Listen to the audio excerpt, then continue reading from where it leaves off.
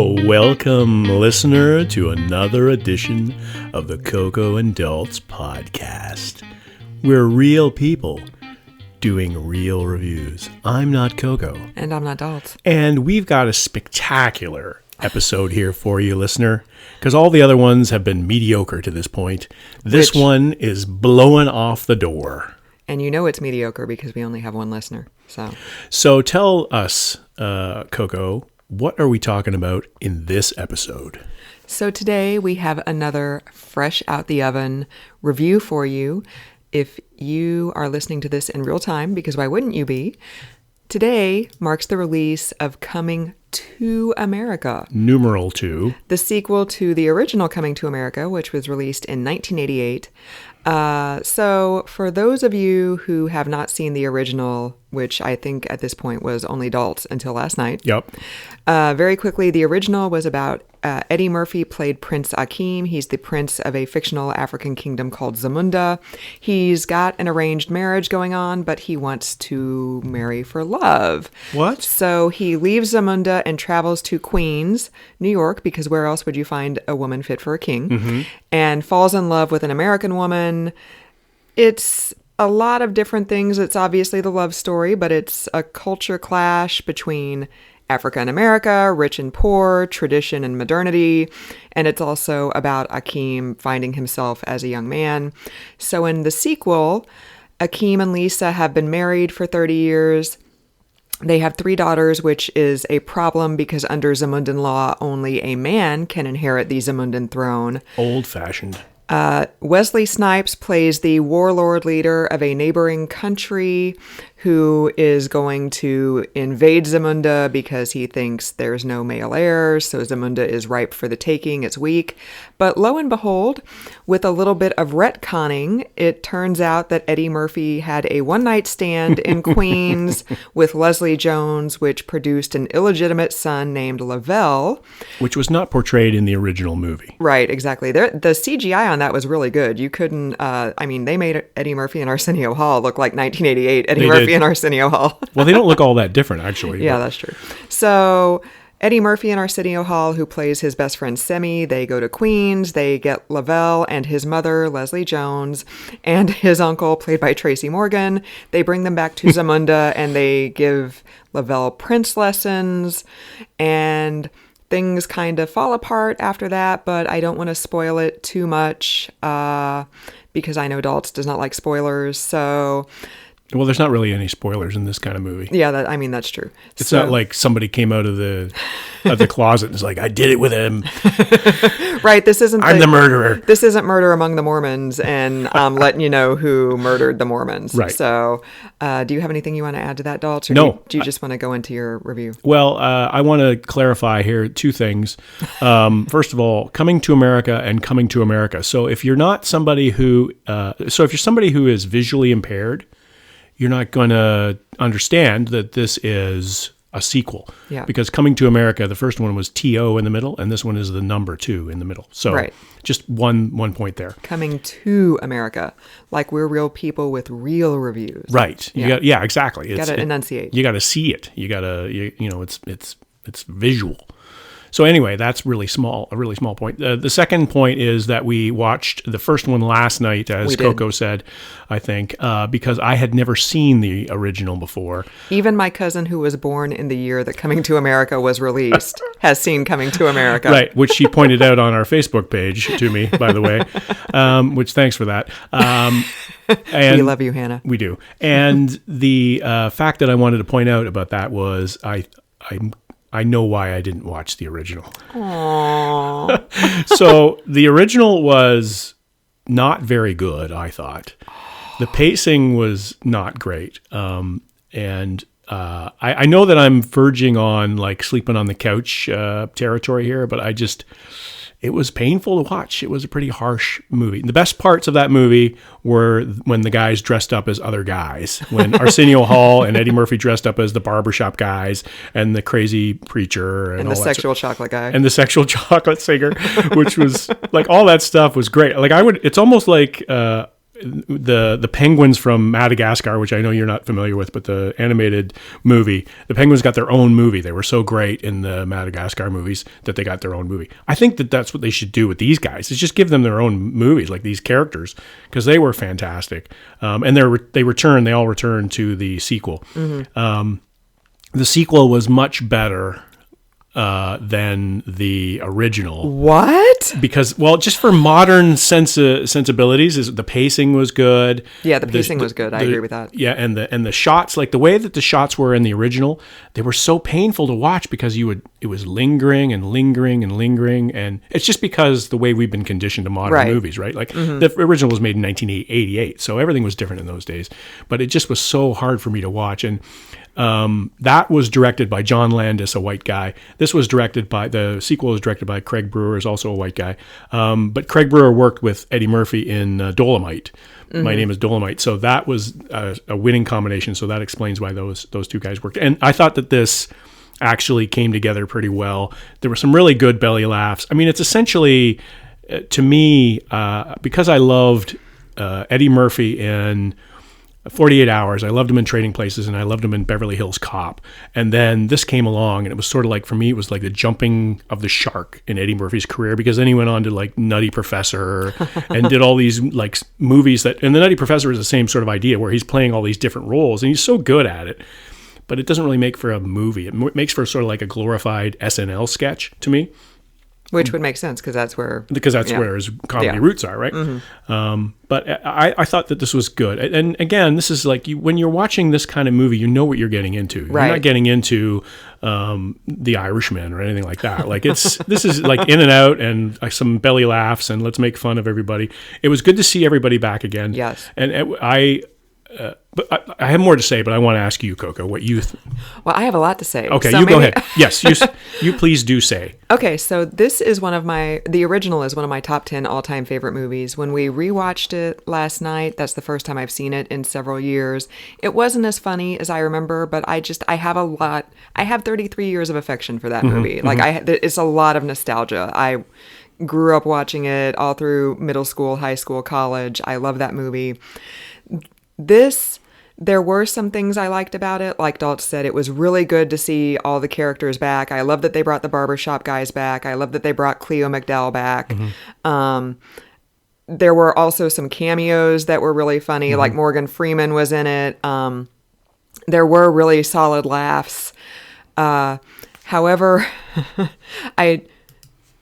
the storyline I thought was good, but there were lots of problems with it. Basically, this felt like the mentality of it was trapped in 1988. Oh, okay.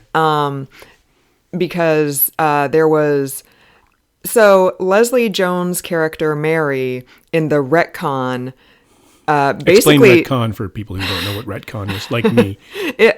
So basically you just go back and you fix stuff in an earlier version. Oh, okay. Like the rise of... So it's retro... Oh, don't ask me to think of that right off the top. Okay. Yeah.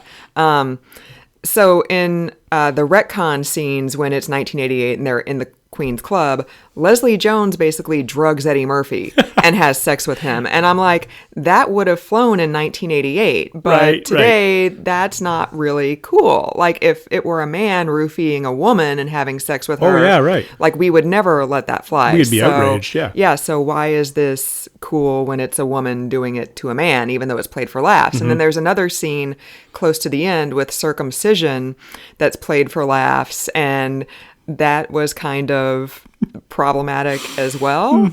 And then there's the whole problematic point of like, so in the original movie, Lisa McDowell didn't have a lot to do. And because the movie, even though she was the love interest, it wasn't about her. It was about Prince Akeem and his, journey.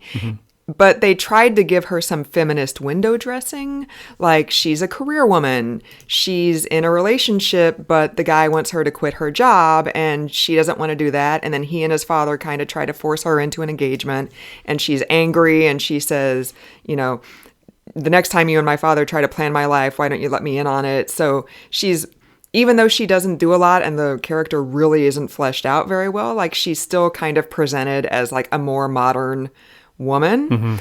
And in this movie, there's like even though like the princesses are presented as like being warriors and they're doing like their like physical training with Prince Akeem and stuff, they keep saying it's a stupid law. Why don't you change the law so that a woman can inherit? And he's just like, well, it's tradition. Why would, you know, what am I supposed to do? But then at the end, when Prince Lavelle, you know, talks to him, like then he finally sees the light and he's like, yes, I will change, you know, the law. And I'm like, every woman ever knows how that feels, that her, you know, ideas are not validated until a man presents them. Right. So it's, That was problematic. Yeah. Yeah, I didn't even think of that from my perspective. I didn't even think of that. So that's a good point. yeah, it's totally problematic. Like, I mean, I guess we're supposed to feel good that at the end he tells his oldest daughter, Mika, when I'm gone, you will rule, you know, in my place. You know, yay, we're supposed to feel good about it because that's how it should be. Right. But the way we got there isn't necessarily like an empowered way to get there. I think anybody who's ever been in a corporate meeting Right. and has had an idea and suggested that idea, and then a week later somebody suggests that same idea and they Right. go and they say, oh, what a great idea. Let's do that. It's like, wasn't anybody here in that meeting last week where I had that exact same idea? Right, And nobody exactly. agreed with it and it got shot down. So yeah, I can see that. Yeah, totally. So, Oh, by the way, I looked it up. Actually, our crack research team just handed me a bulletin. oh, yes. Retcon means retroactive continuity, Oh, okay. which Yeah. makes sense. Yeah, totally. So, before I go off on a tangent more, why don't you talk, Dalton? Well, no, I hogged the mic there for a while, but I will say that following in what you were saying, it was fantastic to see in the same movie. Just listen to this, listener. Like, this is fantastic. So Eddie Murphy and Arsenio Hall, obviously. James Earl Jones, Morgan Freeman, Wesley Snipes, Louis Anderson, Leslie Jones, Trevor Noah, and John Amos, all in the same Right. movie. Like that. That was fantastic. And I'm going to go out on a limb here and say this is Wesley Snipes' finest hour. Oh, Are you being serious? I'm well, sort of, but I want to be extreme to get my point across is that I thought he was fantastic in this. I just loved him. He was over the top, and he got the joke. Like, you know, in some movies, actors are really forcing it and they're trying to be funny or they're trying to, you know, be serious or whatever it is. And he just was like great. He wasn't campy. Like, I thought he was very campy. did you really? I totally thought he was See, campy. I didn't think he was campy. I thought it was an appropriate level of mirth that he was providing. And the one scene near the end, he's wearing a kilt. Yeah, that was really funny. There's no way that's a traditional, no matter what African country you're in, that's not a traditional dress. And like his costumes got more and more elaborate and funnier and funnier as we went along. So anyway, it reminded me, seeing this movie is probably a reminder of all these great talents that we have. And it was so nice to see them in the same movie. And maybe it's nostalgic. Maybe it was just pure why I like this one more than the other one. But it was just kind of, it was to me, it was a better version of the first one. Wow. So it was like more updated. The pacing was better. The pacing was better. There were totally more give you that. actors in it that I liked and the characters and everything like that. And it flowed a lot better. So I think that's, and you know, having Morgan Freeman in a movie is always going to be a good thing. Oh, right. Totally. And then they had bloopers at the end. So I always like the bloopers. And The credits. bloopers were Yeah. amazing. Yeah. They were like one time Eddie Murphy did actually accidentally kick Arsenio Hall in the head, and that was really funny. I thought, oh, what's his name? The guy who played Lavelle. Well, Jermaine Fowler. Sorry.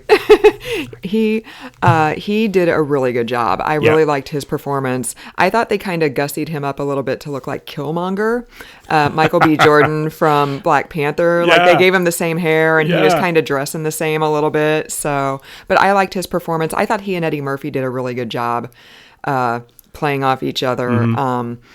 I also liked Kiki Lane as Mika, who is the oldest daughter.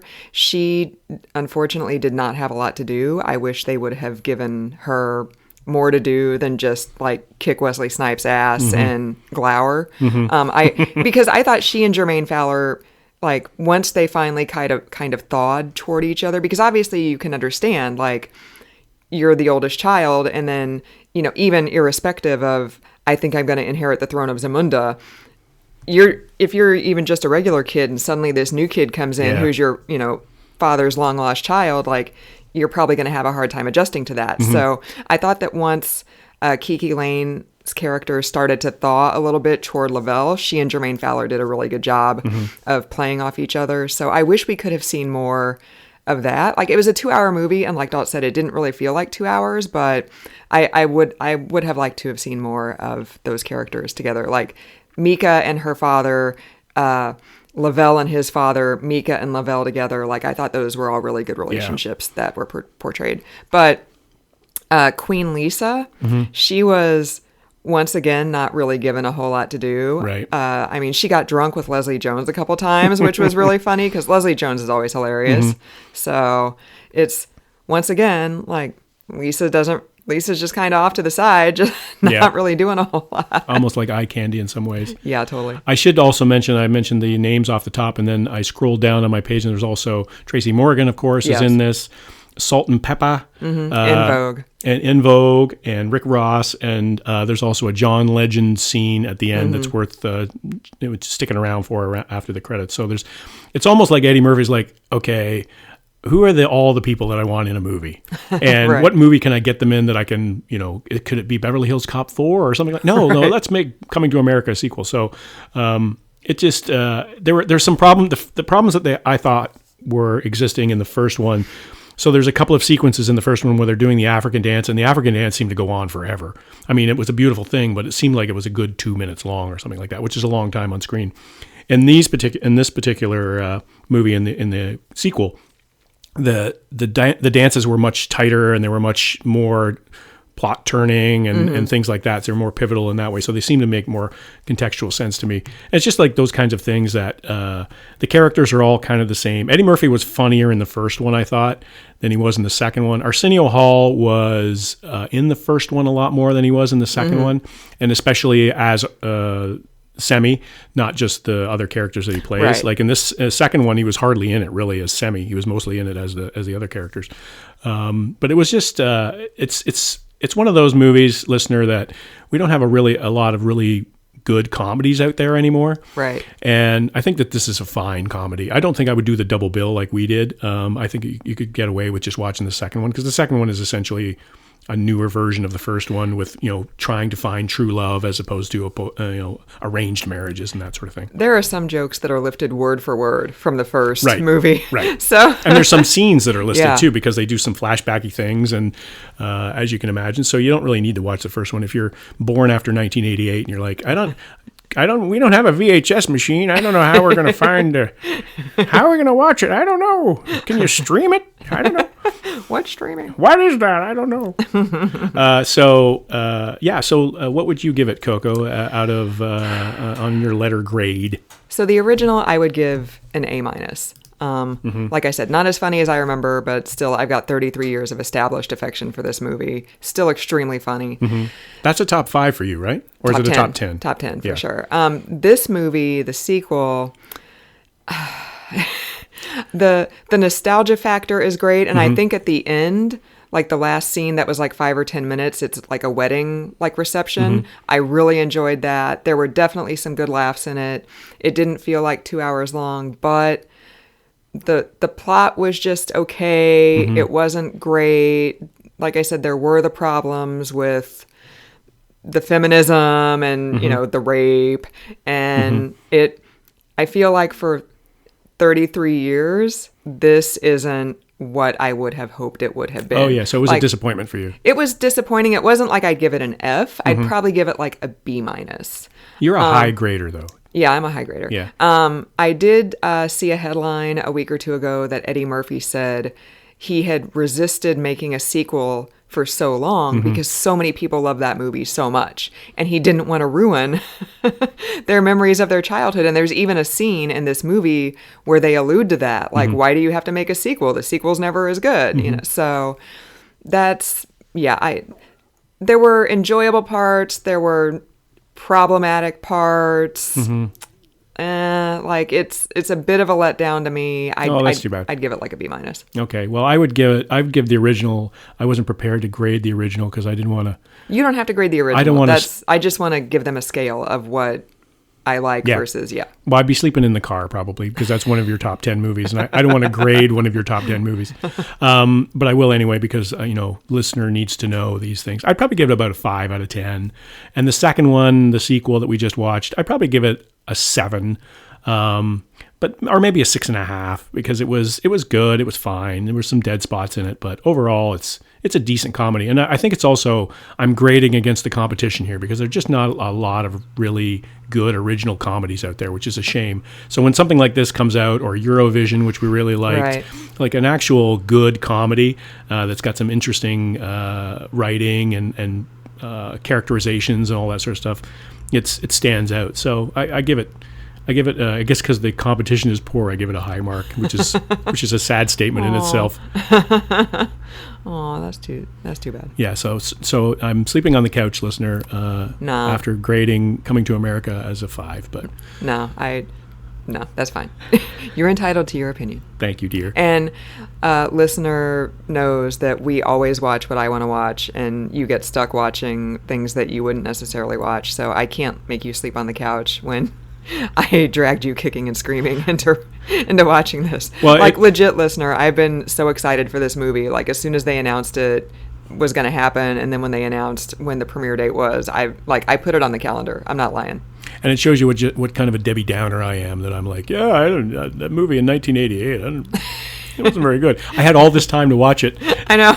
And I hadn't watched it, so that says something. I think what we're going to do tonight is maybe watch like 48 Hours or something like that. Ooh, yeah, definitely. Beverly Hills Cop. Watch a classic Eddie For Murphy realsies. movie and then live those days, because those were good days. I also want to say it's really funny that in Eddie Murphy Raw, which we just watched a few weeks ago, he's got that whole bit about American women just want half your money, so he's going to go to Africa and find a woman who's, and this is really offensive, obviously, but he's going to go to Africa and find a woman who doesn't know how to read and doesn't know who he is and doesn't have a TV, and going to marry her so that she can't take half his money because she doesn't want to divorce him, because what's the alternative? Going back to squalor, which, like I said, is offensive. And then, like 4 years later, he comes out with a makes movie this where movie, he yeah. doesn't want to, like an African traditional woman, he wants to go to America and find a modern woman. So that's really funny. So this is the personification of that idea right there. Right.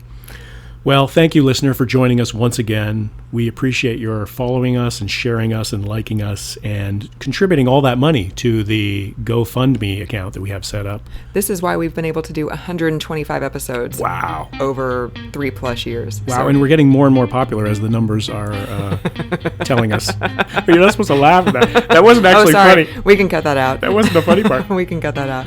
So for another edition of the podcast, thanks for joining us. I'm not Coco. And I'm not Daltz.